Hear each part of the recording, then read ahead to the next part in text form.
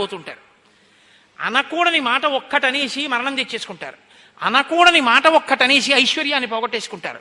అనకూడని మాట ఒక్కటనేసి ఎంత ఉపద్రవమో తెచ్చుకుంటారు. అనవలసిన మాట ఒక్కటని మిత్రులందరినీ సంపాదించుకుంటారు.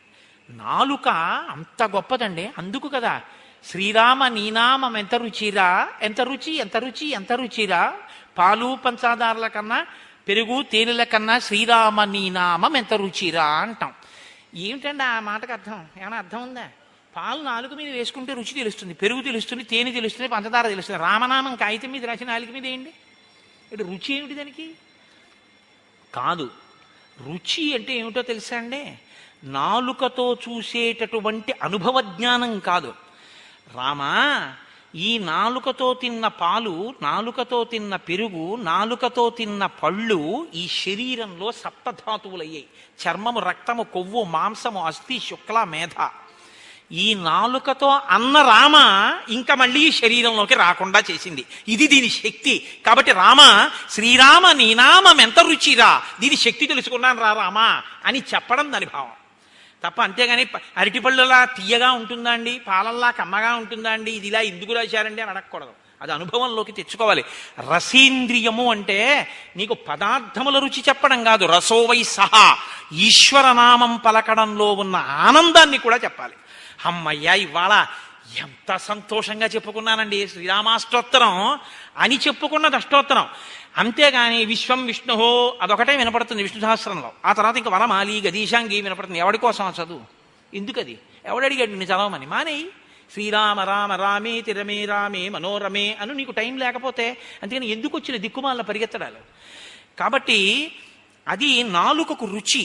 నాలుక అన్ని ఇబ్బందులు తెస్తుంది, అంత ఉద్ధరిస్తుంది. కాబట్టి విశ్వామిత్రుడు అన్నాడు, వశిష్ఠ మహర్షి లాంటి గురువు చేత సంస్కరింపబడిన బుద్ధి కలిగిన నీవు ఇంత గొప్పగా మాట్లాడడం ఆశ్చర్యమే ఉందన్నాడు.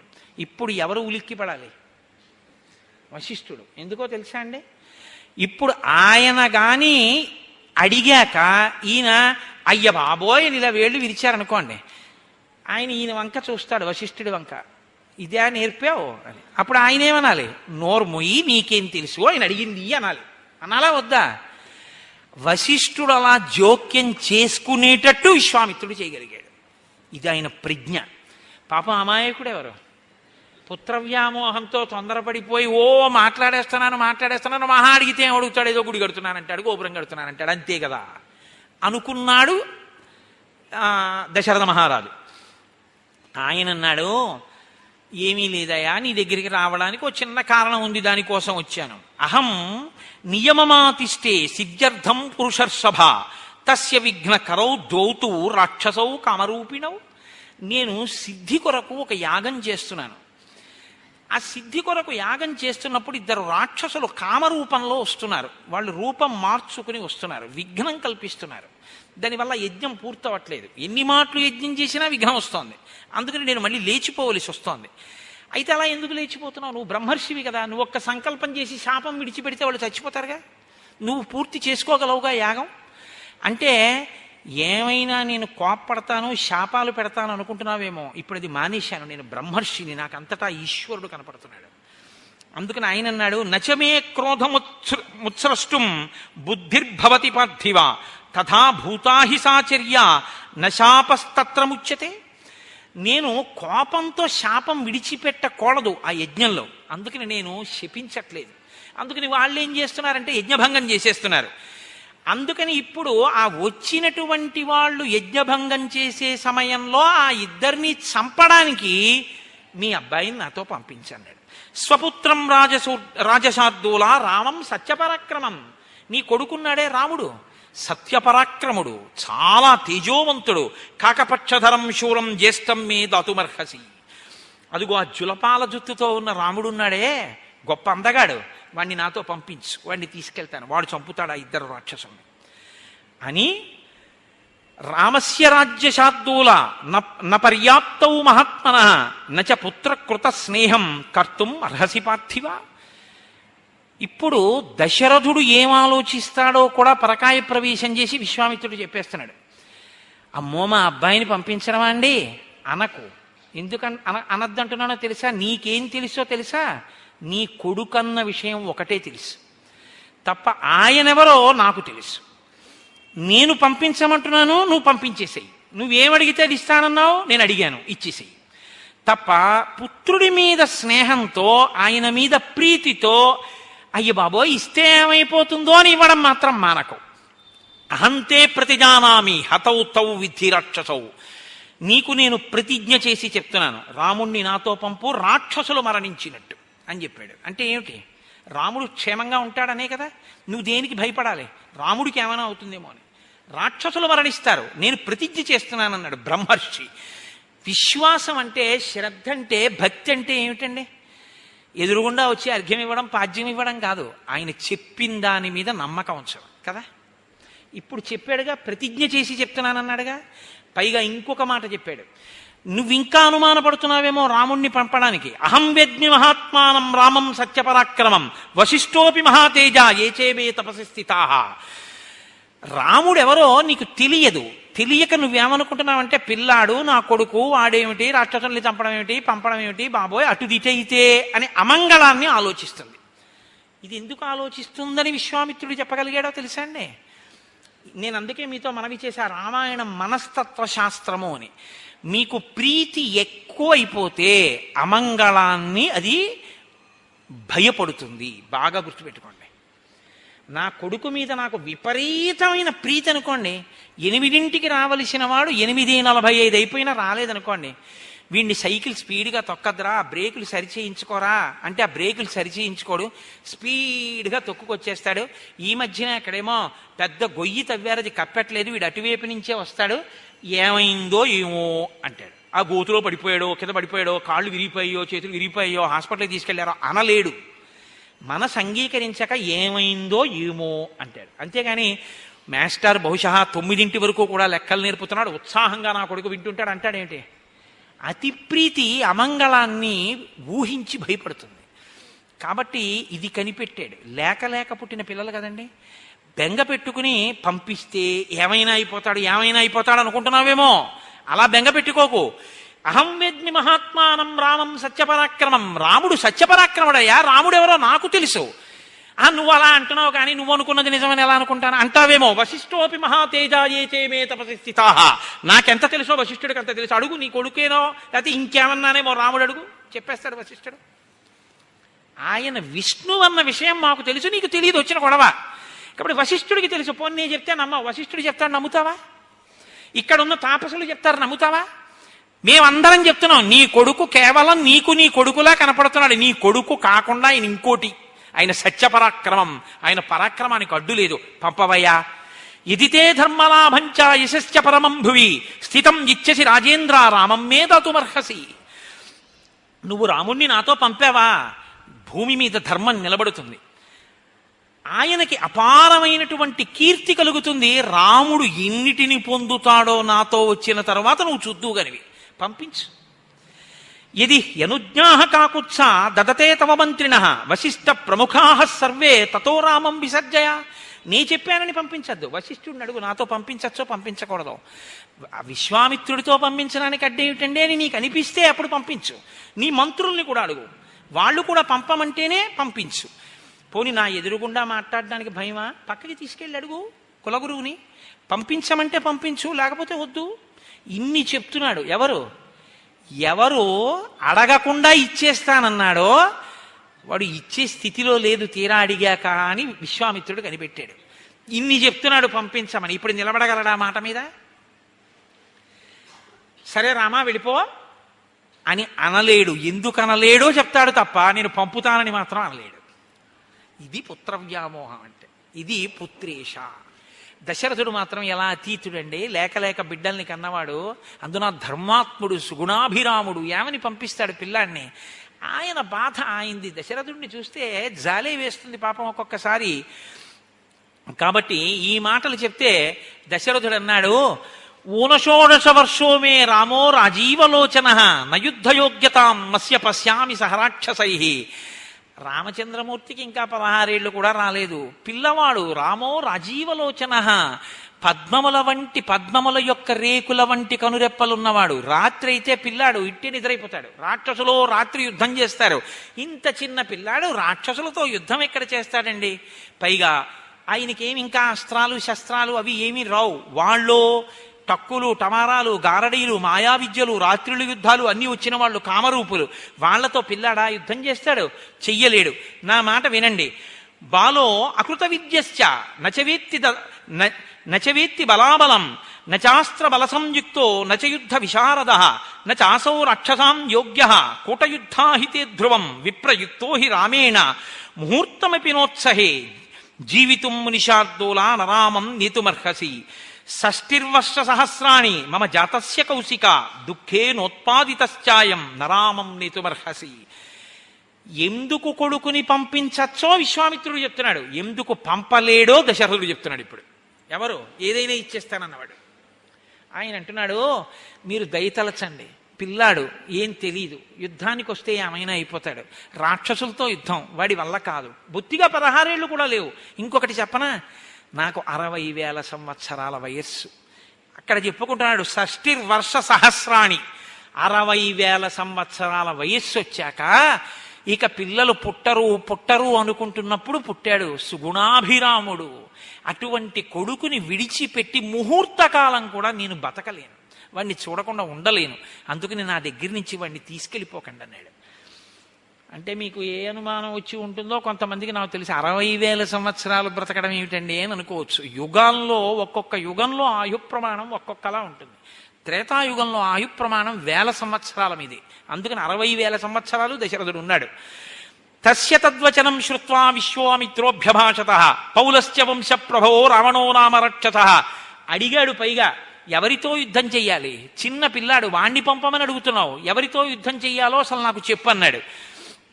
పౌలస్య వంశ ప్రభవో రావణో నామ రక్షత స బ్రాహ్మణా దత్తవర త్రైలోక్యం బాధతే భృశం మహాబలో మహావీర్యో రాక్షసై బహుభిర్వృత శ్రూయతే హి మహావీర్యో రావణో రాక్షసాధిప సాక్షాద్ వైశ్రవణ భ్రాత పుత్రో విశ్రవసో మునే యదా స్వయం న యజ్ఞస్య విఘ్నకర్త మహాబల తేన సంచోదితౌ ద్వౌతు రాక్షసౌ సుమహాబలౌ మారీచచ్చ సుబాహుశ్చ యజ్ఞ విఘ్నం కరిష్యత. రావణాసురుడు అనేటటువంటి 10 తలలు కలిగినటువంటి ఒక రాక్షసుడు చతుర్ముఖ బ్రహ్మగారి గురించి తపస్సు చేసి యక్ష కిన్నెర గంధర్వ కింపురుషాది అనేక జాతుల చేత మరణం పొందకుండా వరాన్ని పొంది ఆ వరముల చేత విశేషమైనటువంటి పరాక్రమం వీర్యం ఉద్ధతి కలిగినటువంటి వాడై లోకాల్ని బాధిస్తూ మహర్షులు యజ్ఞములు చేసుకోకుండా ఇబ్బంది పెడుతున్నాడు. అటువంటి వాడు ఇవాళ తానే స్వయంగా వచ్చి నా యజ్ఞాన్ని విధ్వంసం చెయ్యకపోయినా మారీచుడు సుబాహుడు అనేటటువంటి 2 రాక్షసుల్ని తన పనుపున పంపి నా యజ్ఞాన్ని భంగం చేస్తున్నాడు. వాళ్ళని చంపడం కోసం రాముణ్ణి తీసుకెడుతున్నానన్నాడు. ఉన్నవాడు ఉన్నట్టు ఇంకా కింద పడిపోయాడు దశరథుడు. అసలు నేను వస్తానన్నాను, ఇప్పటిదాకా నా సైన్యంతో వస్తానన్నాను, నేను యుద్ధం చేస్తానన్నాను, నేను కూడా రానన్నాడు. నా వల్ల కాదు. రావణాసురుడి పనుపున వచ్చినటువంటి రాక్షసులతో యుద్ధమా? నా వల్ల అవుతుందా? ఈ సైన్యం నిలబడుతుందా? నేను నా సైన్యమే నిలబడవు, ఇక రాముడు నిలబడతాడా? ఇక మీరు అడగవద్దు, నేను ఇవ్వను, నేను పంపనన్నాడు. అన్న తరువాత చూశాడు విశ్వామిత్రుడు. ఆయన ఎక్కువ మాట్లాడాడుగా. ఆయన అన్నాడు, యదీతంతే క్షమం రాజన్ గమిష్యామి యథాగతం విద్యా ప్రతిజ్ఞ కాకుత్సా సుఖీభవ సబాంధవ అన్నాడు. హో, ఇన్ని చెప్పినా నీ కొడుకుని పంపించావు. నేను అడగకుండానే నువ్వు అడిగింది ఇస్తానని నాకు మాటిచ్చి నేను నోరు విప్పి అడిగిన తరువాత నేను అడిగిందే ఇవ్వలేనని మాట తప్పిన సత్యమునందు ధర్మమునందు నిలబడలేనటువంటి రాజైన ఓ దశరథ, నీవు నీ బాంధవులతో 10 కాలములు క్షేమముగా ఉందువుగాక అన్నాడు. ఇప్పుడు శపించలేదు, ఆశీర్వచనం చేశాడు. ఎందుకు? అంత గొప్పవాడివి కాబట్టి, మాట మీద నిలబడలేని వాడివి. ఇంకింతకన్నా బాధ ఇంకోటి ఉంటుందండి అని తిరిగి వెళ్ళిపోతూ వశిష్ఠుడి వంక చూశాడు. చెప్పానుగా విశ్వామిత్రుడు మాట అంటే ఎలా ఉంటుందో. ఇప్పుడు వశిష్ఠుడు అన్నాడు, ఆయనకి కోపం వస్తే విశ్వామిత్రుడంటే సామాన్యుడేం కాదు, మహానుభావుడు. ఆయన గాయత్రీ మంత్ర ద్రష్ట. భూమి అంతా కదిలిపోయిందిట. 33 కోట్ల మంది దేవతలు భయపడ్డారు ఆయన ఏ వాక్కు విడిచిపెడతాడోనని. అప్పుడు వశిష్ఠుడు అన్నాడు, ఇక్ష్వాకూణాం కులే జాత సాక్షాత్ ధర్మయువాపర ధృతిమాన్ సువ్రత శ్రీమాన్ నధర్మం హతుమర్హసి. ఏమనుకుంటున్నావయ్యా దశరథ మహారాజా? విశ్వామిత్రుడంటే ఈయన సామాన్యమైనటువంటి వాడు కాడు, సాక్షాత్ ధర్మ ఇవాపరః. ఆయన రాశీభూతమైనటువంటి ధర్మస్వరూపమైనటువంటి వాడు, చాలా గొప్ప వ్రతములను అనుష్ఠించినటువంటి వాడు. ఈయన త్రిషు లోకేషు విఖ్యాతో ధర్మాత్మా ఇతి రాఘవ స్వధర్మం ప్రతిపద్వస్య నాధర్మం ఓఢుమర్హసి. నువ్వు ఇంతకాలం ఇక్ష్వాకు కులంలో చాలా ధర్మాన్ని అనుష్ఠించిన వాడివి అని పేరు పొందిన వాడివి. ఇప్పుడు ఇచ్చిన మాట ఇవ్వను అని చెప్పి మాట తప్పి నీ ధర్మం పాడు చేసుకోకు. పైగా నువ్వు కానీ అటువంటి పని చేశావో ఇష్టాపూర్తవదో భూయాత్ తస్మాద్రామం విసర్జయ, నీ ఇష్టాపూర్తములు నశించిపోతాయని చెప్పాడు. పూర్తములంటే ప్రజలకి పనికొచ్చేవి. బావులు తవ్వడం, తోటలు వేయడం, ఏదో అన్నదానానికి పెద్ద పెద్ద మంటపాలు కట్టించడం, తోటలు వేయడం, అదేంటి శరణార్థులైనటువంటి వారికి బాటసారులకి విశ్రాంతి తీసుకోవడానికి మంటపాలు కల్పించడం, వీటిని పూర్తములు అంటారు. ఇష్టములు అంటే యజ్ఞయాగాది క్రతువులు చేయడం. విశ్వామిత్రుడి వంటి మహర్షికి మాట ఇచ్చి తప్పితే నువ్వు చేసిన పుణ్యమంతా నశించిపోతుంది. ఏమనుకుంటున్నావో పుణ్యం నశించిపోయిన తర్వాత ఇబ్బంది పడిపోతావు. కాబట్టి విడిచిపెట్టేసేయి, రాముణ్ణి పంపించు. ఏమనుకుంటున్నావో ఆయనంటే కృతాస్త్రం అకృతాస్త్రం వా నైనం శక్షంతి రాక్షసాః గుప్తం కుశికపుత్రేణ జ్వలనేనామృతం యథా. విశ్వామిత్రుడితో నువ్వు రాముణ్ణి పంపించావా, రాముడికి అస్త్రశస్త్రములు తెలిసి ఉండని తెలియకపోని పర్వాలేదు, అమృత భాండాన్ని అగ్నిహోత్రం కాపాడితే ఎలా ఉంటుందో అలా రాముడికి ఏ ఆపద రాదు. ఏష విగ్రహవాన్ ధర్మ, ఏష వీర్యవతాం వరః, ఏష బుద్ధ్యాధికో లోకే తపసశ్చ పరాయణం. విశ్వామిత్రుడంటే సామాన్యుడు అనుకుంటున్నావు. రాశీభూతమైనటువంటి తపస్సు, రాశీభూతమైన ధర్మం, రాశీభూతమైన పరాక్రమం. లోకంలో ఇంకా ఆయన కన్నా బుద్ధిమంతుడు లేడు, అంతటి మహానుభావుడు. ఆయనకి వృషాశ్వుడు అనబడేటటువంటి ఒక రాజు దక్ష ప్రజాపతి కుమార్తెలతో కలిసి తనకి జన్మించినటువంటి అనేక అస్త్రశస్త్రములను ఈయన రాజుగా ఉండగా ధారపోసేశాడు. ఈయనకి తెలుసున్నన్ని అస్త్రశస్త్రములు లోకంలో ఎవ్వరికీ తెలియవు. ఆయన అసలు ఇక్కడికి ఎందుకు వచ్చాడో తెలుసా? ఆయన యజ్ఞాన్ని ఆయన రక్షించుకోలేక కాదు. ఈ మిష పెట్టి నీ కొడుకుని తీసుకెళ్లి తన దగ్గర ఉన్నటువంటి ధనుర్వేదాన్నంతటిని రాముడికిచ్చి లోకంలో రాముడితో సమానమైన వీరుడు లేడు అన్న రీతిలో తయారు చేయడానికి వచ్చాడు మహానుభావుడు. ఇంటికొచ్చిన శిరిని వదులుకుంటున్నావు, పంపవయ్యా విశ్వామిత్రుడితో. తేషాం నిగ్రహణే శక్తః స్వయం చ కుశకాత్మజః తవ పుత్రహితార్థాయ త్వాం ఉపేత్యాభియాచతే. అడిగినట్టు అడిగిన వాణ్ణి రామచంద్రమూర్తిని ఆయనతో పంపించు అన్నాడు. ఇప్పుడు వశిష్ఠుడి యొక్క మాట వినగానే అమ్మో ఇంత ఉపకారం చేయడానికి వచ్చాడా అనుకున్నాడు. కొడుకుని పిలవండి అనలేదుట. ఇప్పుడు గబగబా లేచాడు. తథావశిష్టే బ్రవతి రాజా దశరథస్తుతం ప్రహృష్టవదనో రామం అజుహావస లక్ష్మణం. లక్ష్మణ సహితుడైన రాముణ్ణి తీసుకురావడానికి దశరథ మహారాజు గారు స్వయంగా తానే అంతఃపురంలోకి వెళ్ళాడు. కౌసల్యతో చెప్పాడు. ఇద్దరూ కలిసి ఆశీర్వచనం చేశారు. ఆ కొడుకుని తీసుకొచ్చాడు. సపుత్రం మూర్ధ్యుపాఘ్రాయ రాజా దశరథ ప్రియం దదౌ కుశికపుత్రాయ సుప్రీతేన అంతరాత్మన. ఇప్పుడు ఇచ్చేటప్పుడు మనసులో ఏమీ వ్యగ్రత లేదు, చాలా సంతోషంగా. సపుత్రము మూర్ధ్యుపాఘ్రాయ, పిల్లవాడికి పిల్లకి ఒక వయసు వచ్చిన తరువాత శరీరం మీద ఎక్కడ పడితే అక్కడ ముద్దు పెట్టకూడదు. ఆశీర్వచనం తండ్రిది ఏమిటంటే 2 చెంపలు పట్టుకుని శిరస్సు వంచి మూర్ధన్య స్థానమునందు ముద్దు పెట్టుకోవాలి. రామాయణం ధర్మశాస్త్రం కాబట్టి వంచి దశరథుడు రాముణ్ణి మూర్ధన్య స్థానమునందు ముద్దు పెట్టి పంపించాడు. పుష్పవృష్టిర్మహత్సాసీత్ దేవదుంధుభినిస్వనై శంఖదుంధుభిర్ఘోష ప్రయాతేతు మహాత్మని. విశ్వామిత్రుడితో రాముడు వెళ్ళడం అన్న ఘట్టం శ్రీరామాయణంలో ఎంత గొప్పదో మీరు తెలుసుకోవడానికి సాక్ష్యం ఇదే. రామచంద్రమూర్తి విశ్వామిత్రుడితో కలిసి రాముడి వెనక లక్ష్మణుడు, ఎందుకంటే రాముడిని విడిచి ఉండడు కదా, ఇద్దరూ విశ్వామిత్రుడితో కలిసి బయలుదేరితే దేవదుందుబులు మోగేయట. దేవతలందరూ హర్షంతో సంతోషించారట. అప్సరసలు నాట్యం చేశారట. పుష్పవృష్టి కురిసిందిట. అంతఃపురంలో శంఖ భేరీ నాదములు మిన్నుముట్టేయట. మహానుభావుడు రాముడు లక్ష్మణుడు ఇద్దరూ విశ్వామిత్రుడి వెంట వెడుతున్నారు. వాల్మీకి మహర్షి ఎంత పొంగిపోయారంటే ఇటొక తూణీరం 2 బాణతూణీరాలు కట్టుకున్నారు రామలక్ష్మణులు. మధ్యలో తలకాయ, ఇటొక తూణీరం. ముందు విశ్వామిత్రుడు నడిచి వెడుతున్నాడు. ఈ చేత్తో కమండలం, ఈ చేత్తో బ్రహ్మదండం పుచ్చుకుని ఆయన నడుస్తున్నాడు. వెనక రామలక్ష్మణులు నడుస్తున్నారు.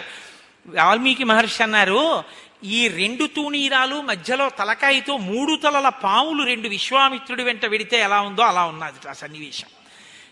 కాదుట, చతుర్ముఖ బ్రహ్మగారు కమండలం దండం పట్టుకుని ముందు నడిచి వెడుతుంటే వెనక 2 అశ్వినీ దేవతలు రూపలావణ్యం ఉన్న వాళ్ళు నడిస్తే ఎలా ఉంటుందో అలా ఉందిట ఆ సన్నివేశం. కాదుట, పరమశివుడు తపో దురంధరుడు, మహానుభావుడు, ఆయన దర్శనమే మంగళకరం. అటువంటి పరమశివుడు బ్రహ్మదండాన్ని కమండలాన్ని పట్టుకుని హిమవత్ పర్వతం మీద నడుస్తుంటే కుమారస్వామి 2 రూపాలు ధరించి ఆయన వెనక నడుస్తుంటే ఎలా ఉంటుందో అలా ఉందిట ఆ సన్నివేశం. అలా నడిచి వెడుతున్నారట. ఎక్కడికి వెడుతున్నాం గురువుగారు, మనం ఎంత దూరం నడవాలి గురువుగారు అడగలేదు. ముందు విశ్వామిత్రుడు నడుస్తున్నాడు, వెనక రామలక్ష్మణులు నడుస్తున్నారు. ఇది గురు శుశ్రూష అంటే. గురువుగారు వెడుతున్నారు, మనం వెడుతున్నాం అంతే. గురువుగారికి తెలుసు మన ఎక్కడ ఆపాలో, గురువుగారికి తెలుసు మనకేం పెట్టాలో. వెళ్ళిపోతున్నారు. వెళ్ళాడు. ఒక్కసారి వెనక్కి తిరిగి చూశాడు పిల్లలు ఇద్దరి వంక. 2 పిల్లలు ఇలా నవ్వుతూ చూశారు. అప్పటి వరకు ఇలా ముట్టుకుని గురువుగారే ఎక్కడికి వెళ్తున్నాం గురువుగారే, ఇంకా ఎంత నడవాలి గురువుగారే, ఏమీ అడగలేదు. చిన్న పిల్లలు, పూర్వం ఎప్పుడు అలా నడిచిన వారు కారు, అంత కష్టపడిన వారు కాదు. ఎంత గురుభక్తిరా వీళ్ళకి, నా వెంట ఎలా నడిచి వచ్చేస్తున్నారా, రథాల్లో వెళ్ళవలసిన వాళ్ళు, గుర్రాల మీద వెళ్ళవలసిన వాళ్ళు, ఏనుగుల మీద అంబారీలో తిరగవలసిన వాళ్ళు నా వెంట నడిచి వచ్చేస్తున్నారు. వెనక్కి తిరిగి చూశాట. ఇది గురువు అంటే.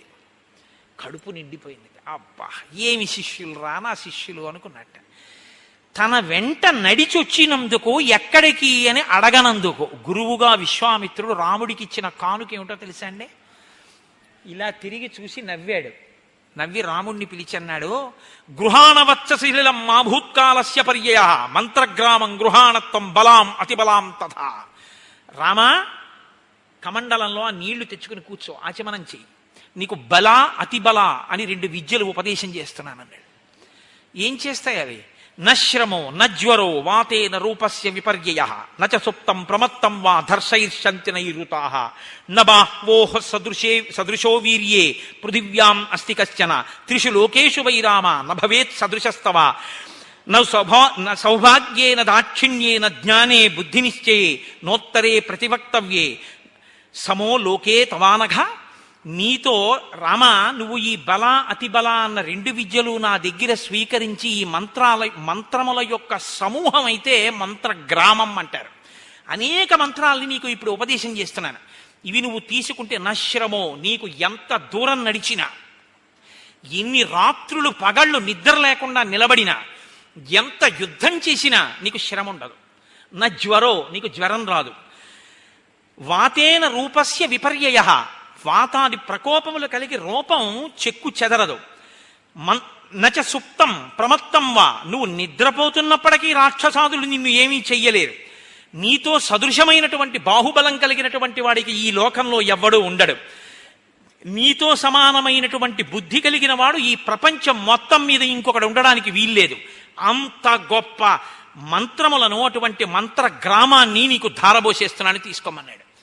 ఆ మంత్రగ్రామాన్ని తీసుకున్నారు. ముందుకు వెళ్ళారు. సాయంకాలం అయింది. ఆయన నదిలో స్నానం చేసి సంధ్యావందనం చేసుకున్నాడు. గురువుగారు సంధ్యావందనం చేసుకున్నారు, పిల్లలిద్దరూ స్నానం చేసి సంధ్యావందనం చేసుకున్నారు.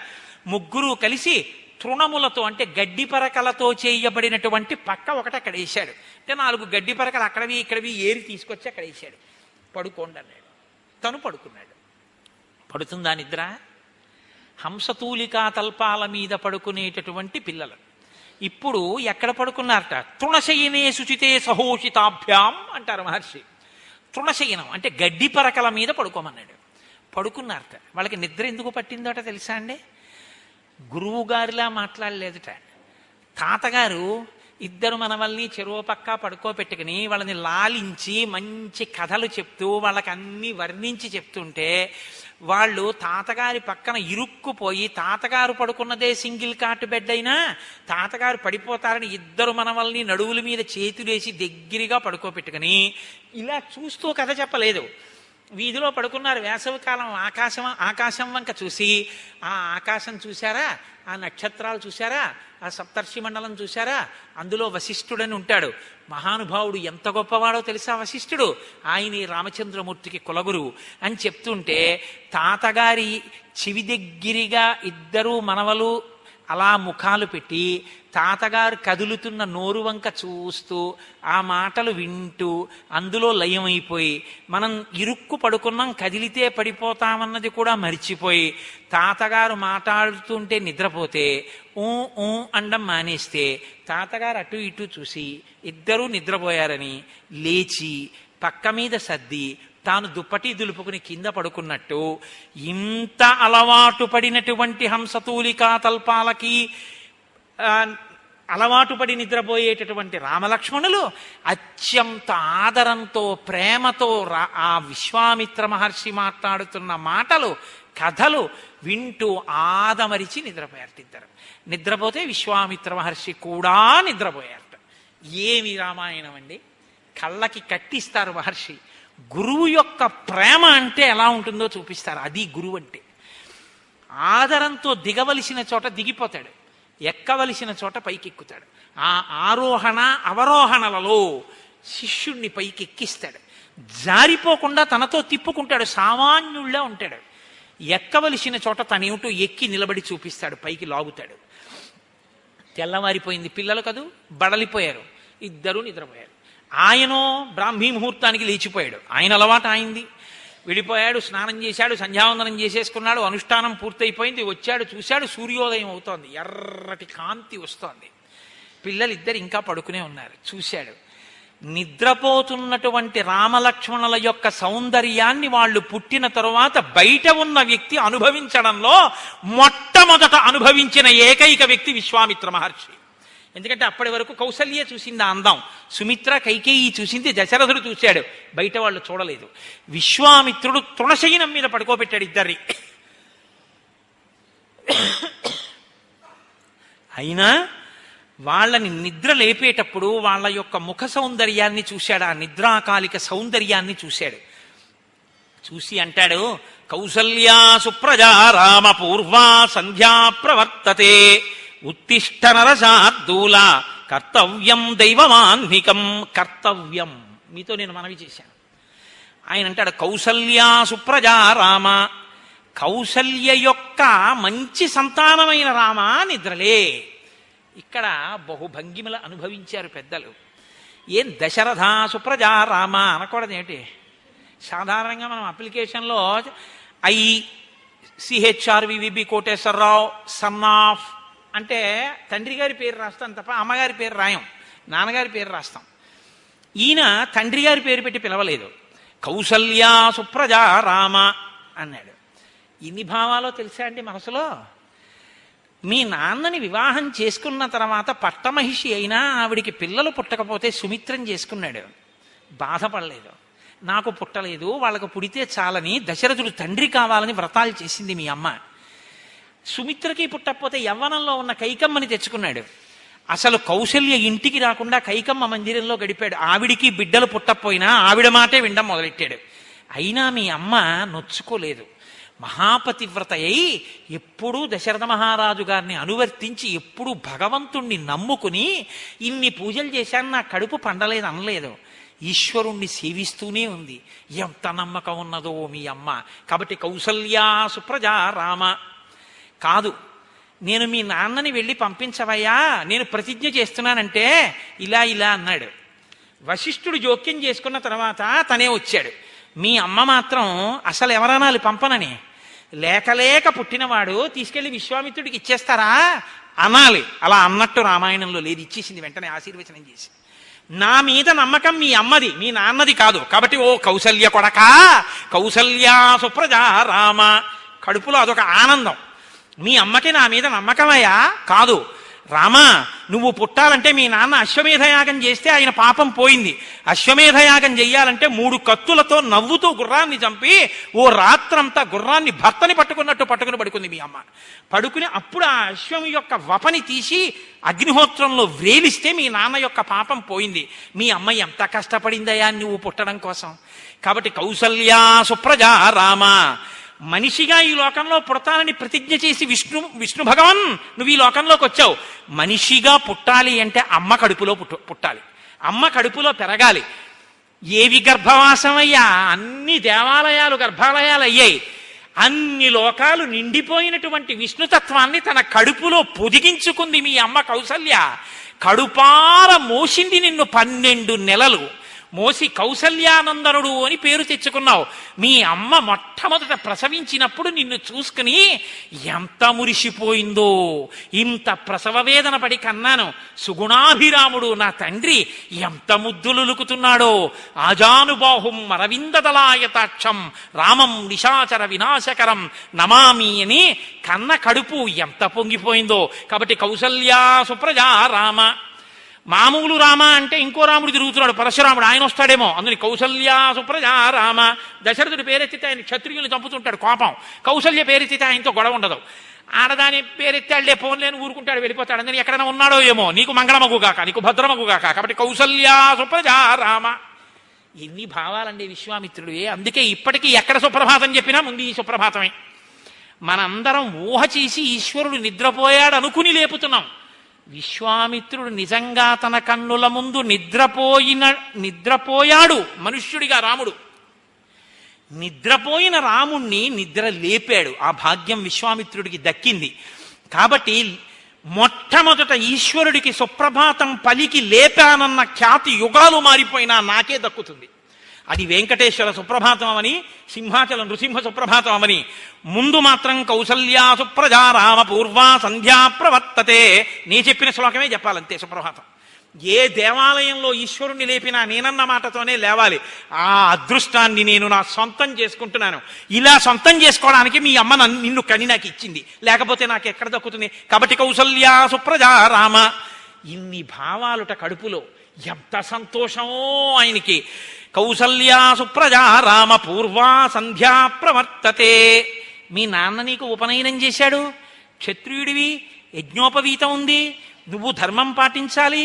ధర్మం అంటే ఏమిటో లోకానికి చూపించడానికి వచ్చినటువంటి వాడివి. ధర్మం అంటే తెలుసుకోవడం కాదుగా, అనుష్ఠించడంగా. సంధ్యావందనం చెయ్యాలిగా, దాని ఎందు త్వర ఉండాలిగా. మరి సూర్యోదయం అయిపోతే ప్రాయశ్చిత్తంతో సంధ్యావందనం చెయ్యాలిగా, అర్ఘ్యం ఇవ్వాలిగా. అందుకని తొందరగా నువ్వు లేవద్దు, నువ్వు చెయ్యవలసిన పని నువ్వు చెయ్యొద్దు. కాబట్టి అవతల సూర్యోదయం అయిపోతుంది. నిద్రపోతున్న వాడిని కారణం చెప్పకుండా లేపకూడదు. అందుకని కారణం చెప్తున్నాను రామా. పూర్వా సంధ్యా ప్రవర్తతే ఉత్తిష్ట నరశార్తూలా. నువ్వేం సామాన్యుడివి కావు, నరులలో శ్రేష్ఠుడివి. రేపు పొద్దున్న యుగాలు మారిపోయినా మనుష్యుడన్నవాడు ఏం చెయ్యాలి అన్నది ఆలోచిస్తే నువ్వు చెప్పినటువంటిది నువ్వు చేసినదే దృష్టిలో పెట్టుకుని చేస్తారు. కాబట్టి రామా నువ్వు నిద్రపోవచ్చా, లేవద్దు నువ్వు. కాబట్టి ఉత్తిష్ట నరశార్తూలా కర్తవ్యం దైవమాన్నికం. దైవానికి సంబంధించినటువంటి ఆహ్నికం సంధ్యావందనం చేయాలి నాయన, లే అన్నాడు. అనేటప్పటికీ మహానుభావుడు నిద్రలేచాడు. లేచాడు, స్నానం చేశాడు, లక్ష్మణ సహితుడై చిన్ని రాముడు చక్కగా కూర్చున్నాడు, సంధ్యావందనం చేసుకున్నాడు. మురిసిపోయాడు మారీచుడు ఆయన్ని చూసి. ఏకవస్త్రధరో ధన్వీ సిఖీ కనకమాలయ. చిన్న పిల్లాడయ్యా, పిలక పెట్టుకుని ఏకవస్త్రం కట్టుకుని మెళ్ళో ముత్యాలహారం వేసుకుని ఏమందామయ్యా రావణ, రాముడంటే అప్పుడు చూశాను నేనని చెప్పాడు రావణాసుడితో కలిసినప్పుడు అరణ్యకాండలో. కాబట్టి సరే కలిశారు, బయలుదేరారు. ఏమి రామాయణం హరిప్రసాద్ గారు, ఏమి నడవట్లేదండి ఇది. కాబట్టి ఇద్దరు రామలక్ష్మణులు విశ్వామిత్రుడు కలిసి ముందుకు వెడుతున్నారు. వెడుతుంటే అక్కడ ఒక ఆశ్రమం కనపడింది. ఆశ్రమంలో కొన్ని వేల మంది తాపసులు కనపడ్డారు. అడిగాడు. అడిగేవాడికి శ్రద్ధ ఉండాలి. శ్రద్ధ అన్నమాటకు అర్థం ఏమిటో తెలుసా అండి?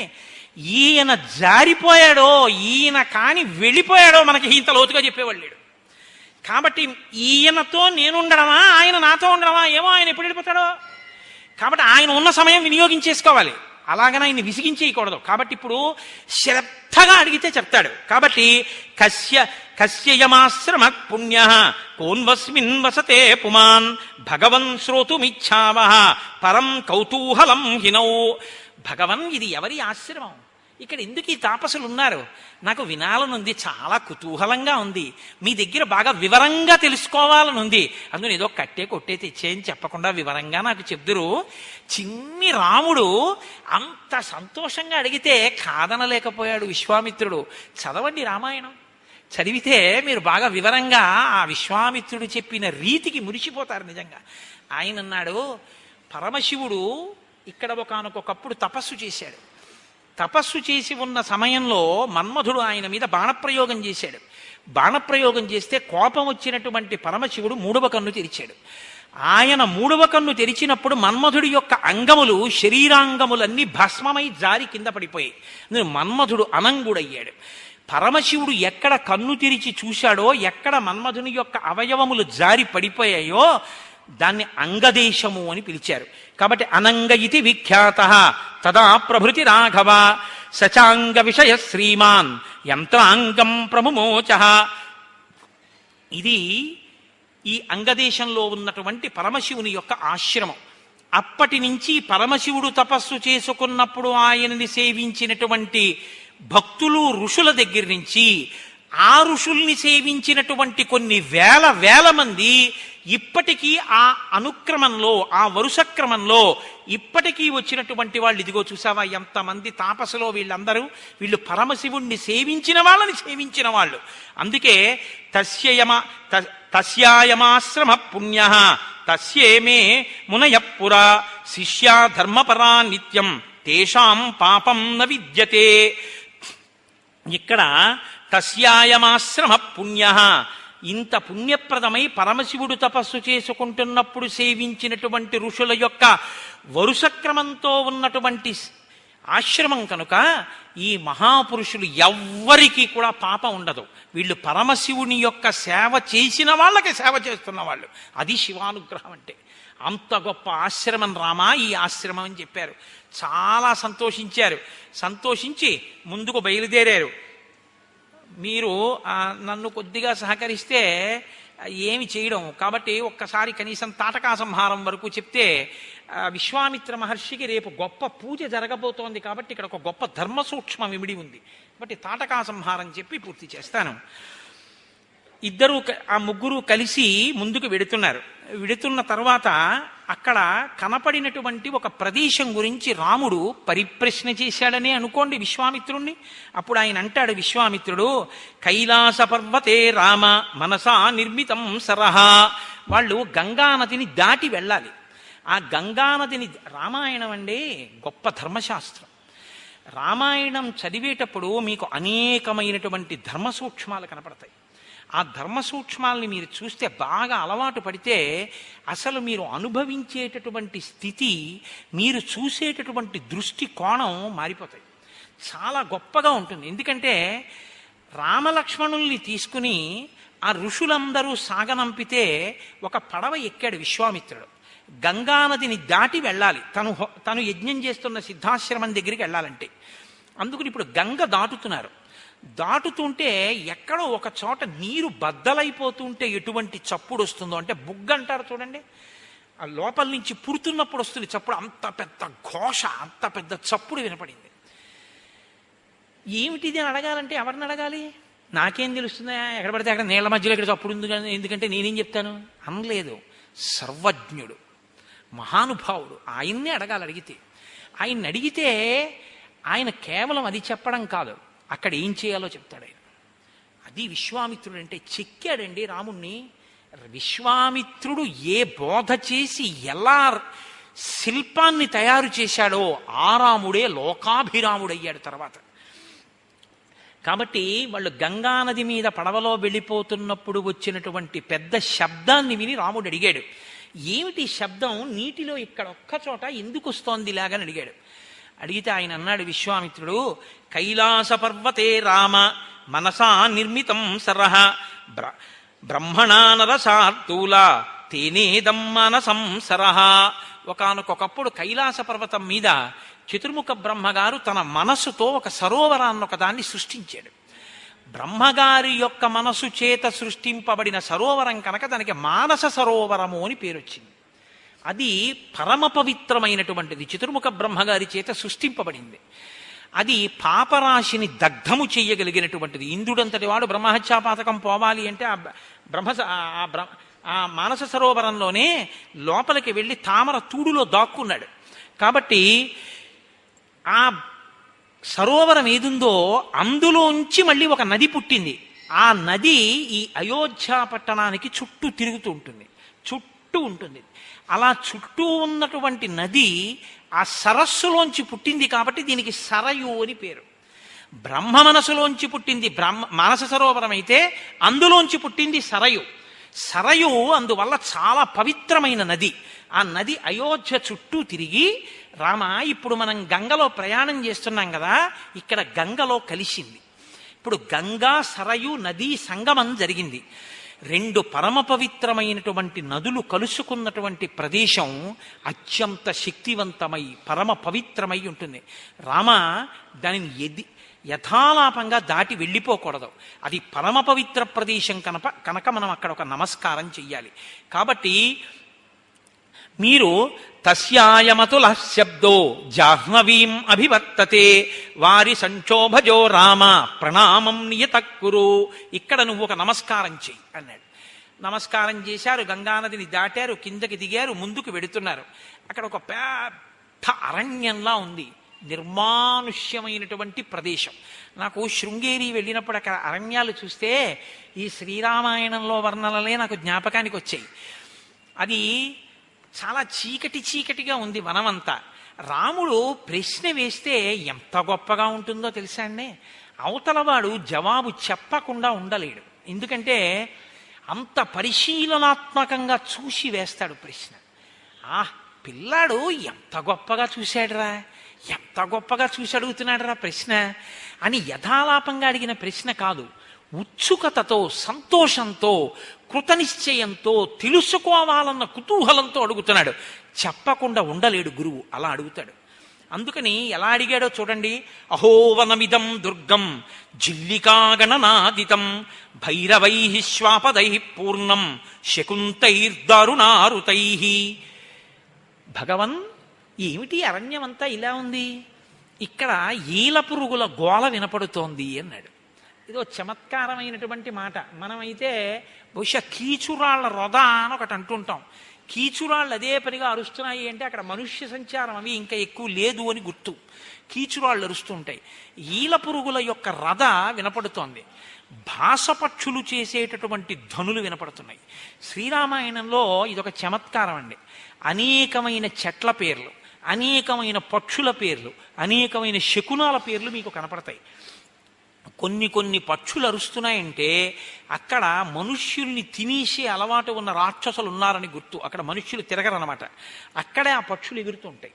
కాబట్టి భైరవైశ్వాపదై పూర్ణం శకుంతైర్దారుణారుతై. భాసపక్షుల యొక్క అరుపులు వినపడుతున్నాయి, ఈల పురుగుల యొక్క రొదలు వినపడుతున్నాయి. క్రూర మృగములు ఒక్కటే ఇక్కడ తిరుగుతున్నాయి. ఇక్కడ ఉండేటటువంటి చెట్లు చూస్తే చండ్ర, నల్లమద్ది, తుమ్మి, కలిగొట్టు, మారేడు మొదలైనటువంటి పెద్ద పెద్ద వృక్షాలతో నిండిపోయి ఉంది. ఎక్కడా మనుష్య సంచారం కనపట్టలేదు, ఒక్క మనిషి లేడు. ఇలా ఎందుకు జరిగింది? దీనికి ఇలా జరగడానికి కారణం ఏమిటి? ఎందుకు ఇలా ఉంది ఈ వనం అంటే ప్రమాదాన్ని శంకించాడు రాముడు. ఇది మనుషులు తిరగట్లేదు, ఇక్కడ ఎవరో మనుషుల్ని తినేవాళ్ళు ఉండాలి, ఇలా ఎందుకుందని అడిగాడు. ఆయన దీర్ఘదర్శనానికి సంతోషించాడు విశ్వామిత్రుడు. సంతోషించి ఆయన అన్నాడు, నాయనా ఇక్కడ ఇది ఎందుకుందో ఈ వనం చెప్తాను, జాగ్రత్తగా విను. ఒకానొకప్పుడు ఇంద్రుడు వృత్రాసురుడు అనబడేటటువంటి ఒక బ్రాహ్మణ వధ చేశాడు. ఆయనని ఆ బ్రహ్మహత్యాపాతకం పట్టుకుంటే ఆయనకి మలదము, కరుషము అని రెండు ప్రబలై, అంటే విపరీతమైన ఆకలి, శరీరమునందు అశుచి, ఈ రెండూ వచ్చాయి. అవి ఆయన వదిలిపెట్టలేదు, ఎక్కడికి వెళ్ళినా వెంటబడ్డాయి. అప్పుడు ఇంద్రుడు ఈ ప్రాంతానికి వచ్చాడు. మహర్షులందరూ ఏం చేశారంటే ఆయన ఒంటికి పట్టిన అశుచిని తొలగించడానికి, ఆయనకి పట్టుకున్న ఆకలిని తొలగించడానికి అభిమంత్రించినటువంటి మంత్రపూతములైన నదీ జలములను తీసుకొచ్చి ఆయనని ఇక్కడ స్నానం చేయించారు. ఆ జలముల చేత ఆయన పాపములు వదిలిపెట్టి ఈ భూమి మీద పడ్డాయి. ఈ భూమి స్వీకరించింది. ఇంద్రుడి యొక్క ఆ మలాన్ని, ఇంద్రుడి యొక్క కరుషము అంటే ఆకలిని ఈ భూమి బుచ్చుకుంది. కాబట్టి ఈ రెండు పట్టణాలకి మలదము, కరుషము అని పేర్లు వచ్చాయి. అలా పేర్లొచ్చిన ఈ రెండు పట్టణాలని చూసి ఇంద్రుడు సంతోషించాడు. మీరు నాకున్నటువంటి ఇబ్బందుల్ని పుచ్చుకున్నారు కనుక మీరు సౌభాగ్యవంతములై, జనవంతములై, ఐశ్వర్యవంతములై పరిఢవిల్లెదురుగాక అని వరమిచ్చాడు. జనంతో నిండిపోయి ఈ పట్టణాలన్నీ చాలా సంతోషంగా ఉండేవి. కానీ ఇక్కడ తాటక అని పేరు కలిగినటువంటి ఒక రాక్షసి బయలుదేరింది. ఆవిడ ఈ ప్రాంతం అంతటినీ కూడా తన ఆధీనం చేసుకుని మనుష్యుల్ని తిరియడం మొదలుపెట్టింది. ఆ కారణం చేత జనం అందరూ వెళ్ళిపోయారు. నిర్మానుష్యములై శోభ తరిగిపోయి ఈ ప్రాంతం అంతా అరణ్యమైపోయింది అన్నాడు. వదిలిపెడతాడా రామచంద్రమూర్తి?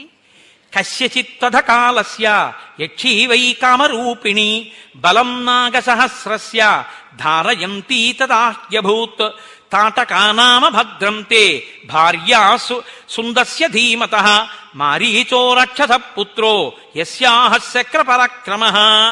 గురువుగారి ప్రేమ అంటే ఏమిటో మీరు చూడండి. రామ 1000 ఏనుగుల బలం కలిగినటువంటి ఒక యక్షిణి, ఒక రాక్షసి ఇక్కడ తిరుగుతుంది, మనుషుల్ని తింటుంది అని ఊరుకోవాలి కదా. విశ్వామిత్రుడు అన్నాడు వెంటనే, తాటకానామ భద్రంతే, ఆవిడ పేరు తాటక, రామా నీకు భద్రమగు కాక అంటే ప్రేమ. అయ్యో పిల్లల్ని తీసుకొచ్చాను ప్రతిజ్ఞ చేసి, ఆ తాటక ఎక్కడి నుంచి వచ్చి మీద పడుతుందో ఈ పిల్లల మీద, ఈ పిల్లలకి ఏమీ జరగకుండుగాక, రామా నీకు భద్రంతే భద్రంతే. తాటక అన్న రాక్షసి ఇక్కడ తిరుగుతోంది, దానికి 1000 ఏనుగుల బలం. సుందుడు అన్న ఆయన ఆమెకి భర్త, మారీచుడు అన్నవాడు కొడుకు. వాళ్ళ వల్ల ఈ ప్రాంతం ఇలా అయిపోయింది అన్నాడు. ఊరుకుంటాడా రామచంద్రమూర్తి? అలా ఊరుకుంటే ఇంకేమండి. ఆయన అన్నాడు, అలా కాదు మహానుభావ, అసలు తాటకకి శాపం ఎందుకు వచ్చింది? అడిగే ప్రశ్న ఎలా ఉంటుందో తెలుసా అండి? విసిగిస్తున్నట్టుండదు, దానికి జవాబు చెప్పకుండా ఉండలేని స్థితిలో ఉంటుంది, అంత ఉత్సాహవంతంగా ఉంటుంది ఆ ప్రశ్న. వెంటనే రాముడు అన్నాడు, అదేమిటి? అల్పవీర్యాయ దా యక్షాః, యక్షులు చాలా అల్పవీరులు, వాళ్ళకేం పెద్ద బలం ఉండదు. యక్షిణి అంటున్నారు కదా, అందులో ఆడది కదా తాటక, అటువంటి దానికి అంత బలం ఎక్కడి నుంచి వచ్చింది? ఉండకూడదు కదా. 1000 ఏనుగుల బలం ఎలా వచ్చింది? ఆవిడైనా ఏనుగుల బలం వస్తే మాత్రం ఈ ప్రాంతాన్ని ఎందుకు ఇలా చేసింది? బ్రహ్మన్ నాకు చెప్పరా? పిల్లాడి వంక చూశాడు, ఏమి ప్రేమ, ఏమి ప్రశ్న వేస్తాడు, ఎంత ఉత్సాహం తెలుసుకోవాలని. నాన్న తప్పకుండా చెప్తాను. మళ్ళీ మొదలుపెట్టాడు. పూర్వమాసీన్ మహాయక్షః సుకేతుర్నామ వీర్యవాన్ అనపత్యః శుభాచారః సచతేపే మహత్తపః. పూర్వకాలంలో సుకేతుడు అని పేరు కలిగినటువంటి ఒక యక్షుడు ఉండేవాడు. ఆయన చాలా గొప్ప ఆచరణ కలిగిన వాడు, చక్కటి ప్రవర్తన ఉన్నవాడు. ఆయన తపస్సు చేశాడు ఒకానొకప్పుడు చతుర్ముఖ బ్రహ్మగారి కోసం. బ్రహ్మగారు ప్రత్యక్షం అయ్యారు. ఎవరు తపస్సు చేసినా ఆయన ప్రత్యక్షం అవుతాడు, తపస్సు చేయాలి కానీ. చేస్తే ప్రత్యక్షం. ఏం కావాలన్నాడు? నాకు ఒక గొప్ప కొడుకు కావాలన్నాడు. ఆయనేమి శంకించాడు. ఆయన అన్నాడు, కొడుకు కుదరదు కానీ నీకు 1000 ఏనుగుల బలం ఉన్నటువంటి ఒక ఆడపిల్లని ఇస్తున్నానన్నాడు. ఇప్పుడు ఒక ఆడపిల్ల పుట్టింది. ఆ పుట్టినటువంటి ఆడపిల్ల 1000 ఏనుగుల బలంతో పుట్టింది. పుడుతూనే ఆవిడ్ని సుందుడు అనబడేటటువంటి పేరు ఉన్నవాడికి ఇచ్చి వివాహం చేశాడు. ఏదో ఇద్దరూ సంతోషంగా ఉన్నారు. కస్యచిత్తథ కాలస్య యక్షీ పుత్రం అజాయత మారీచం నామ దుర్ధర్షం యస్యాపాద్రక్షసో భవత్.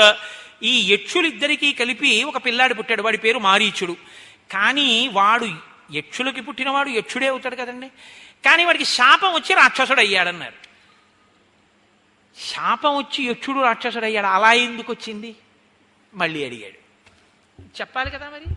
అందుకుని ఆయన అన్నాడు, రాక్షసత్వం భజస్వేతి మారీచం యజహారసః. అలా ఎందుకయ్యాడంటే నాయన, ఒకానొకప్పుడు అగస్త్య మహర్షి ఈ ప్రాంతంలో వెళ్ళిపోతున్నారు. వెళ్ళిపోతుంటే ఈ తాటక యొక్క భర్త అయిన సుందుడు అనబడేటటువంటి యక్షుడు ఆయన మీద పడ్డాడు. ఎందుకు ఆయన మీద పడుతుంటారంటే, ఆయన పొట్టిగా ఉంటారు అగస్త్య మహర్షి. ఆయన శక్తి తెలుసుకోలేక ఆయన్ని చూస్తే ఏదో పరిహాసం ఆడచ్చు అనుకుని వీళ్ళు వెళ్ళి ఆయన మీద పడుతుంటారు. ఆయన మీద పడ్డారు. ఆయన మహానుభావుడు. ఆయన గురించి బ్రహ్మవైవర్త పురాణంలో ఎంత గొప్పగా చెప్తారో. ఆ సముద్రం అడుగున ద్వారం ఉంది, రాక్షసులందరూ ఆ కింద పడుకునేవారు, వాళ్ళ రాకపోకలు తెలిసేవి కావు. వాళ్ళని చంపడం కోసం అని చెప్పి దేవతలు అన్నారు, ఈ సముద్రం నీళ్లు కాసేపు తీసేస్తే మనం వెళ్ళి చంపేయచ్చు, తర్వాత మళ్ళీ నీళ్లు నింపేద్దామని అగస్త్యుడి దగ్గరికి వెళ్ళి అడిగారు, అయ్యా కాసేపు మీరు ఆ నీళ్లు లోపలికి బుచ్చేసుకోండి, మేము రాక్షసుల్ని చంపేసి వచ్చేస్తాం అన్నారు. వాళ్ళు ఏం చెప్పడం మర్చిపోయారంటే, మళ్ళీ నీళ్లు వదిలేయండి అని చెప్పడం మర్చిపోయారు. ఆయన ఏం చేశాడంటే, అదంత పని, సముద్రంలో నీళ్లు తీసేయాలి అంతేనా అని సముద్రపు దొడ్డుకి వెళ్ళి ఓసారి ఆచమనం చేసేసాడు. అవన్నీ పుచ్చేసుకున్నాడు. ఓం కేశవాయ స్వాహ అన్నాడంతే, వెళ్ళిపోయాయి సముద్రపు నీళ్ళు. దేవతలందరూ లోపలికి వెళ్ళి రాక్షసుల్ని చంపి బయటికి వచ్చేసి అన్నారు, ఎలా ఉన్నది అలా ఉండాలి కదా, నీళ్లు వదిలేయండి అన్నారు. ఈ మాట మీరు నాకు ముందు చెప్పలేదు కదా అన్నాడు. ఆ నీళ్ళన్నీ జీర్ణమైపోయి ఏవో శేషం కొద్దిగా మిగిలాయి, అది మూత్ర రూపంలో వదిలేస్తాను కింద నుంచి అని వదిలేశాడు. కాబట్టి నీళ్లు ఉప్పగా ఉంటాయి సముద్రపు నీళ్ళు. అందుకే ఒక్క పర్వదినాల్లో తప్ప సముద్ర స్నానం లేదు. అంతటి మహానుభావుడు అగస్త్యుడంటే. ఆ అగస్త్యుడే కదండి అదేంటి ఆదిత్య హృదయం ఉపదేశం చేశాడు. ఆయన మీద పడినటువంటి ఆ సుందుణ్ణి చూసి తన వాగ్బలంతో చంపేశాడు. ఎంతసేపు అండి? హతోభవ అన్నాడంతే, నువ్వు మరణించదవు అన్నాడంతే, చచ్చిపోయాడు. వాడు చచ్చిపోతే పోనీ వీళ్ళు తెలుసుకున్నారా? నాకు 1000 ఏనుగుల బలం ఉందని ఈవిడ కొడుకు కలిసి ఆయన మీద పడ్డారు. పడితే ఆయనకి కోపం వచ్చి, నువ్వు నా మీద పడుతున్నావు కాబట్టి విరూపమైనటువంటి వికృతమైనటువంటి రూపాన్ని పొందుతావు అని చెప్పి ఆయన ఆవిడికి శాపం ఇచ్చాడు. కాబట్టి వికృతమైన రూపాన్ని పొంది రాక్షస స్త్రీగా నరభక్షకురాలైంది, మనుష్యుల్ని తినేస్తుంటుంది. రామ ఆమె కుమారుడు కూడా అగస్త్యుడి మీద పడబోతుంటే అగస్త్యుడు ఆయన్ని కూడా రాక్షసుడిగా మార్చాడు. మారీచుడు కూడా రాక్షసుడైపోయాడు. అగస్త్య పరమ క్రుద్ధ తాటకామపి శప్తమాన్ పురుషాదీ మహాయక్షి విరూపా వికృతానన ఇదం రూపం విహాయాధ దారుణం రూపమస్తుతే. వికృతమైన విరూపమైన రూపంతో ఆ తాటక తిరుగుతూ ఉంటుంది. ఆమె మనుష్యుల వాసన తగిలితే వచ్చి భక్షిస్తుంది. రామ ఆడది కదా అని ఆలోచించద్దు. లోకాన్ని రక్షించడం కోసం దారి తప్పిపోయి అధర్మంలో ఉన్నది ఆడదైనా సరే చంపవచ్చు, నేను చెప్తున్నాను. కాబట్టి తాటక ఇప్పుడు వస్తుంది, నువ్వు వెంటనే చంపేసేయి. నృశంసమరుశంసం వా ప్రజారక్షణ కారణాత్ పాతకం వా సదోషం వా కర్తవ్యం రక్షతా సత రాజ్యభార నియుక్తానాం ఏష ధర్మ సనాతనః. నృశంసమనృశంసం వా, అది చెయ్యవలసిన పనైనా చెయ్యకూడని పనైనా చేసి తీరవలసిందే. యశధర్మ సనాతన. రాముడికి ఎప్పుడు ధర్మమే చెప్తాడు విశ్వామిత్రుడు. అది ధర్మం. ఎవరికి ధర్మమో తెలుసా? చంపడం. పాతకం వా సదోషం వా, అది పాతకమే కాని దోషమే కాని కర్తవ్యం రక్షతా సదా, లోకాన్ని రక్షించడం కోసం లోకాన్ని పాడు చేసే వాళ్ళని చంపాలి. కాబట్టి రాజ్యభార నియుక్తానాం ఏష ధర్మ సనాతన. ఇది సనాతనమైన ధర్మం. ఎవడు రాజ్యభారమును వహించినటువంటి రాజున్నాడో ఆయన అటువంటి వారిని చంపాలి. కాబట్టి నువ్వు ఉత్తర క్షణం ఆ తాటకని చంపవలసింది అన్నాడు. అని రాముడి వంక చూశాడు ఏం చెప్తాడోనని. ఆయన ఏం చెప్పాడో తెలుసా అండి రామచంద్రమూర్తి?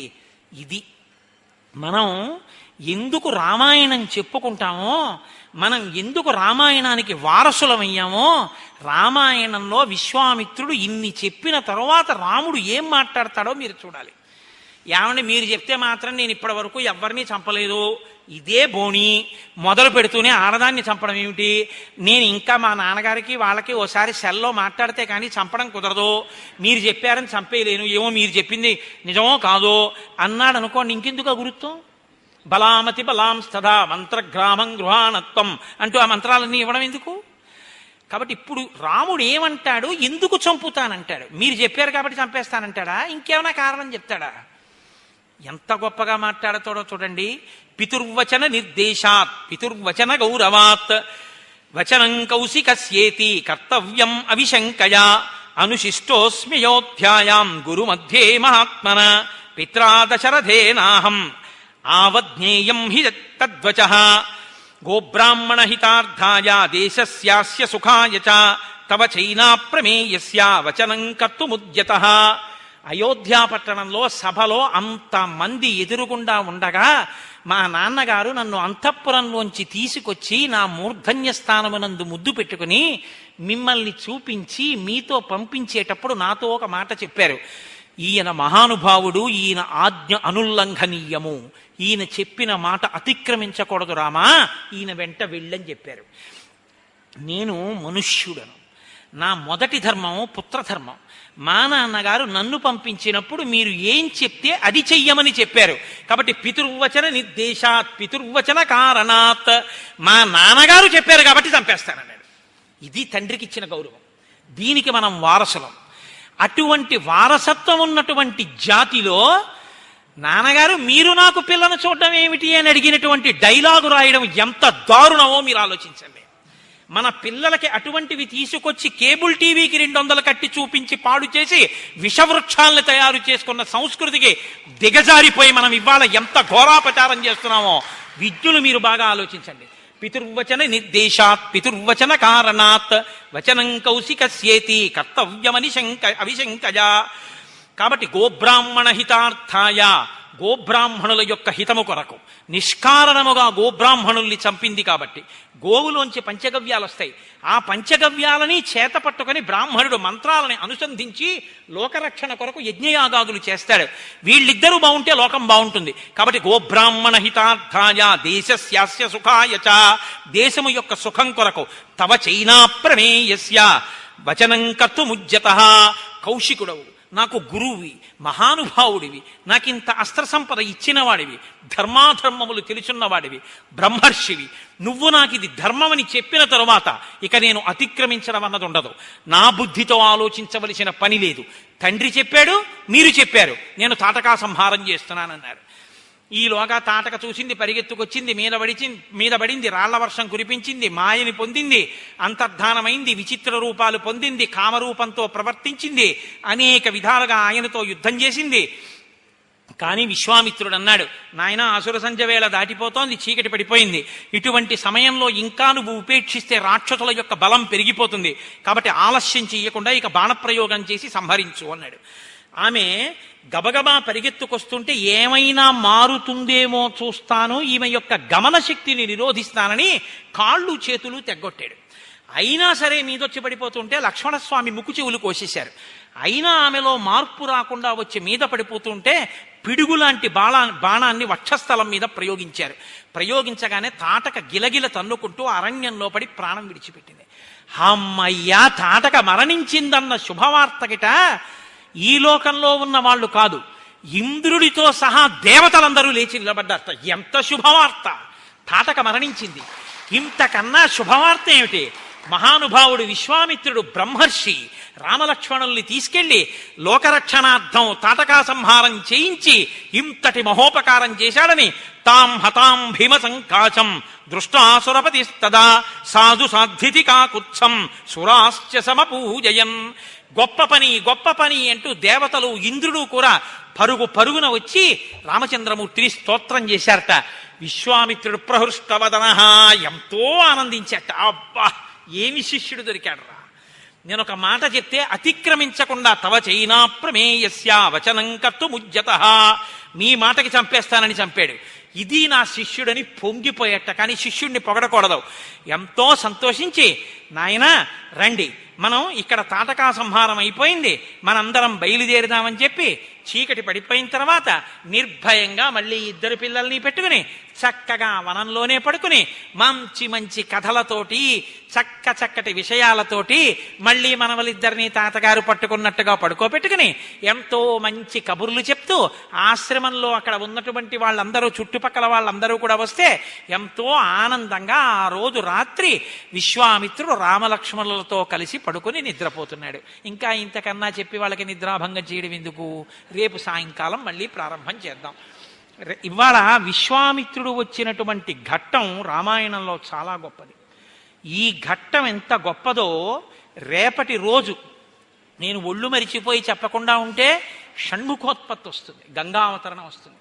వాల్మీకి మహర్షి ఫలశ్రుతి చెప్పరు ఎక్కడ. ఇది వింటే ఇది వస్తుందని వాల్మీకి చెప్పరు. అటువంటిది షణ్ముఖోత్పత్తికి గంగావతరణానికి కూడా చెప్పారు. ప్రత్యేకించి గర్భిణీ స్త్రీలు విని తీరాలి షణ్ముఖోత్పత్తి.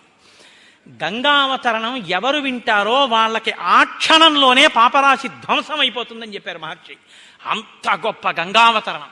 రేపటి రోజున విశ్వామిత్రుడి వంశవృత్తాంతం, మారీచ సుబాహుల మరణం, ఈ ఘట్టాలన్నీ బహుశః రామచంద్రమూర్తి నాతో పలికించి ఎక్కడో ఉండిపోకుండా నన్ను కాపాడుగాక.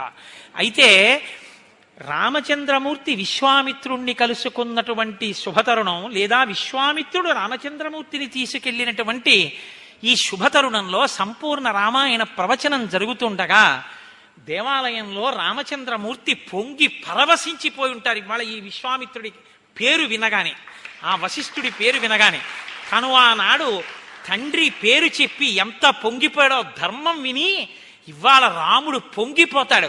ఒక చేతకాని వాణ్ణి నేను చెప్తేనే అంత సంతోషిస్తాడు ఆయన. రేపటి రోజున సప్తర్షులకు పూజ చేస్తారు. అంటే వేదం చదువుకున్నటువంటి బ్రాహ్మణులు, విశ్వామిత్రుడు గోత్రంలో ఋషిగా ఉండి ఋషి సంతానంగా వచ్చినటువంటి వారిని ధర్మపత్ని సమేతంగా పిలిచి, అలాగే సప్తర్షి మండలంలో ఉండేటటువంటి 7 ఋషుల్ని 7 ఋషులు భార్యాసహితులై వచ్చి రామాలయంలో కూర్చుంటారు రేపు ఉదయం. కూర్చున్న తర్వాత వాళ్ళని మేళతాళాలతో ఈ మంటపంలోకి తీసుకొస్తారు. ఋషులు కూర్చోవడానికి ఉపయోగించేటటువంటి ఆసనాల మీద 7 ఋషుల్ని బ్రహ్మస్థానంలో కూర్చున్న వ్యక్తి శ్లోకంతో ఆవాహన చేస్తారు. అయ్యా, మీరు మీ ధర్మపత్నితో కలిసి రండి అని పిలుస్తారు. హరిప్రసాద్ గారు వెళ్ళి చక్కగా వాళ్ళ అబ్బాయిని పక్కన నించోపెట్టుకోవాలి ధర్మానికి. కొడుకు కోడలు వెళ్ళి ఆ ఋషుల్ని వేదిక మీదకి తీసుకొస్తారు. ధర్మపత్ని సహితులై ఆ ఋషులందరూ కూర్చుంటారు. 7 ఋషుల్ని అర్చిస్తారు. మీరు చూసి తీరాలి. ఋషికి ఇచ్చేటప్పుడు మామూలుగా ఇవ్వరు. ఒక రుద్రాక్ష తావళం, పెట్టుకోవడానికి విభూతి, ఆయన పెట్టుకోవడానికి బొట్టు, వేసుకోవడానికి యజ్ఞోపవీతం, ఇవన్నీ కూడా ఆయనకి రేపటి రోజున బహూకరిస్తారు. ఈ బహూకరించేటటువంటి ప్రయత్నం చాలా గొప్పగా ఉంటుంది. ఈ కార్యక్రమం రేపు ఉదయం ఖచ్చితంగా 10 గంటలకి ప్రారంభం అవుతుంది. రాముడు కాలనియమం పాటించే వ్యక్తి, విలంబనం మంచిది కాదు. అందుకని మనం తొందరగా వస్తే లోపల చక్క చూడ్డానికి వీలుగా మనం కూర్చునే అవకాశం ఉంటుంది. పైగా రేపటి రోజున ఈ ఋషులందరినీ పిలుస్తుంటే, వాళ్ళు వేదిక మీద పూజ అందుకుంటుంటే రామచంద్ర ప్రభువు పరవశించిపోతాడు. ఆ సప్తర్షుల యొక్క కాళ్ళు కడిగినటువంటి జలాలన్నీ కూడా మనందరి మీద సంప్రోక్షిస్తారు. ఇది మహదవకాశం. సంపూర్ణ రామాయణాంతర్గతంగా జరుగుతున్నటువంటి విశేష కార్యక్రమం. కాబట్టి రేపు ఉదయం 9 గంటలకే మీ అందరూ చక్కగా మీ కుటుంబాలతో వచ్చి ఆ కార్యక్రమాన్ని చూసి సప్తర్షుల యొక్క పాదములను ప్రక్షాళనం చేసినటువంటి జలాల్ని శిరస్సు మీద చల్లించుకుని కృతార్థులగుదురుగాక అని ఆహ్వాన కమిటీ వారి తరపున నేనే మీ అందరికీ ఆహ్వానం పలికేస్తూ, ఇక పిల్లలతో శ్రీరామనామం రాయించాలి అని నిన్నటి రోజున మనం సంకల్పం చేసి ఉన్నాం. ఇప్పుడు వాళ్ళకి పరీక్షలు అవుతున్నాయిట. అందుకని ఏదో 23వ తారీఖునో ఎప్పుడో దాటితే వాళ్ళు చాలా స్వేచ్ఛగా స్వతంత్రంగా రాగలరు. ఇప్పుడైతే కొంచెం బెరుకుగా అయ్యో మనం చదువు వదిలామని భయం ఉంటుందేమో అని వాళ్ళ కర్తవ్యం మనం పాడు చేయకూడదు. కనుక 23వ తారీఖున వాళ్ళ పరీక్షలు అయిపోతాయి. కాబట్టి మీకు బహుశా 24, 25లో ఉంటున్నది. ఆ డేట్ అనౌన్స్ చేస్తాం. చక్కగా అందరం మన పిల్లల్ని పక్క పిల్లల్ని తీసుకొద్దాం. ఒక అరగంటో ఒక 45 నిమిషాలు వాళ్ళు శ్రీరామ శ్రీరామ అని రామని రాస్తారు. అది వాళ్ళని కాపాడి తీరుతుంది. నాకు పరిపూర్ణమైన విశ్వాసం ఉంది. వాళ్ళందరికీ రామమాడలు బహూకరించి పంపిద్దాం. కాబట్టి రేపు ఉదయం విశేష కార్యక్రమం తిలకించడానికి ఉదయం 9 గంటలకి 10 గంటలకి మధ్యలోనే వచ్చేసేయండి. రేపు సాయంకాలం 6:30 యథాతథంగా శ్రీరామాయణ ప్రవచన కార్యక్రమం కూడా ప్రారంభం అవుతుంది. మంగళాశాసనపరై మదాచార్య పురోగమై సర్వైశ్చ పూర్వైరాచార్యై సత్కృతాయాస్తు మంగళం. మంగళం కోసలేంద్రాయ మహనీయ గుణాత్మనే చక్రవర్తి తనూజాయ సర్వభౌమాయ మంగళం. ఉమాకాంతాయ కాంతాయ కామితార్థప్రదాయినే శ్రీగిరీశాయ దేవాయ మలినాథాయ మంగళం. కరచరణకృతం వా కర్మవాక్కాయజం వా శ్రవణనైనజం వా మానసం వాపరాధం విహితమవిహితం వా సర్వమేత్తక్షమస్వా శివ శివ కరుణాబ్ధే శ్రీ మహాదేవ శంభో. సర్వం శ్రీ ఉమామహేశ్వర బ్రహ్మార్పణమస్తు. స్వస్తి. ఇంత పవిత్రమైనటువంటి ఘట్టాన్ని విన్న రోజున రామనామం చెప్తే రాముడు ఇంకా పొంగిపోతాడు కదండి. రోజు తిన్నన్నం తింటున్నామన్నారు విశ్వనాథ వారు. 11 సార్లు రామనామం చెప్పుకుని వెళ్ళిపోతే కదా వాక్కున్నందుకు అదృష్టం. కాబట్టి చక్కగా నీ చెప్పక్కర్లేదు, మీ అందరూ దయచేసి కూర్చోండి, ఎవరు చెప్పాలా మేము చెప్తామంటారు. కాబట్టి చక్కగా కూర్చుని చెప్పండి శ్రద్ధాళువులై. ఏదో వెళ్ళిపోతూ మాట్లాడితే చిన్నబుచ్చుకోడు రాముడు. కూర్చుని చెప్పండి, సంతోషిస్తాడు. నా కథ వినడానికైతే కూర్చున్నారు, నా పేరు చెప్పడానికైతే లేచి నిలబడి వెళ్ళిపోతూ చెప్తున్నారు. చూసావా సీత అంటాడు, చిన్నబుచ్చుకుంటాడు. కాబట్టి కూర్చోండి. భక్తితో భజించు వారికి ముక్తి నొసగును రామనామము.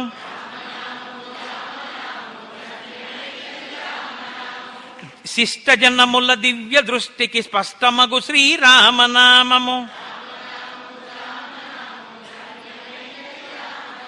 యుద్ధమందు మహోగ్ర రాక్షస యాగధంసము రామనామము. రాకడయు పోకడయు లేనిది రమ్యమైనది రామనామము. పాలు మీగడ పంచదారల పక్వమే శ్రీరామనామము. విజ్ఞుడగు గురునాశ్రయించిన విశదమగు శ్రీరామనామము తత్వశిఖరమునందు వెలిగే నిత్య సత్యము రామనామము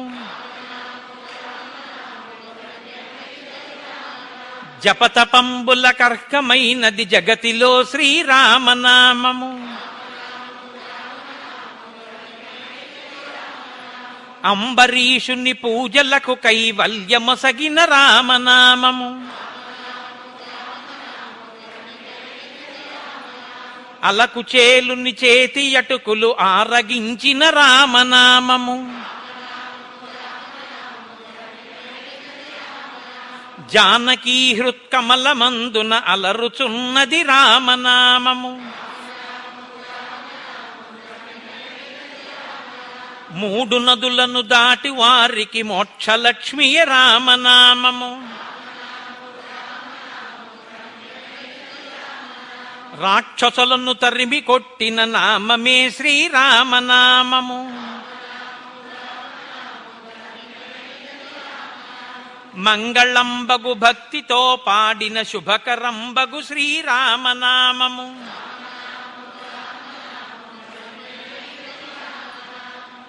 స్వస్తి.